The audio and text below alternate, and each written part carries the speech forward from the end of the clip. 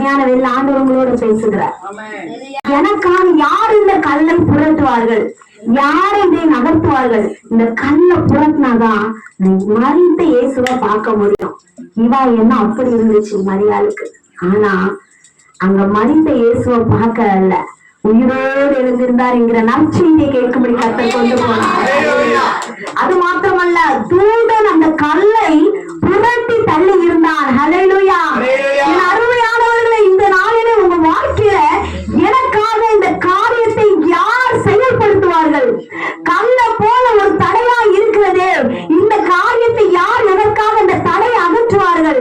யார் எங்களுக்காக இந்த காரியத்தை செய்வார்கள்னு மிகுந்த கவலையோடு நீங்க உங்களால முடியாத ஒரு காரியத்தை பார்த்து கொண்டு திகைத்து கொண்டிருப்பீங்கன்னா, உங்களோட தான் பரிசுத்த ஆவியானவர் இந்த வார்த்தை மூலம் பேசுகிறார். தூதன் அந்த கல்லை புரட்டி வைத்திருந்தான். ஹல்லேலூயா.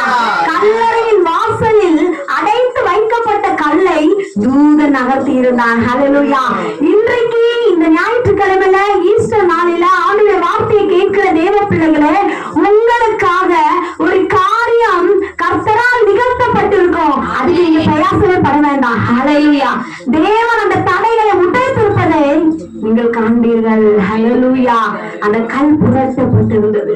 கல் புரட்டப்பட்டது ஒரு பெரிய சந்தோஷம். ஆனா அங்க இயேசுவை காணல. அப்ப இவங்க பாக்குறாங்க, இயேசுவை காணலன்னு சொல்லும்போது தூதன் அவங்கள பார்த்து சொல்றாங்க, பயப்படாதீங்க. ஹல்லேலூயா. நீங்க பயப்படாதீர்கள், சிலுவையில் அறையப்பட்ட இயேசுவை தான் நீங்க தேடுறீங்கன்னு தெரியும். அவர் இங்க இல்ல, அவர் உயிரோடு எழும்பினார், தாம் சொன்னபடியே உயிர் தெளிந்தார். ஹல்லேலூயா.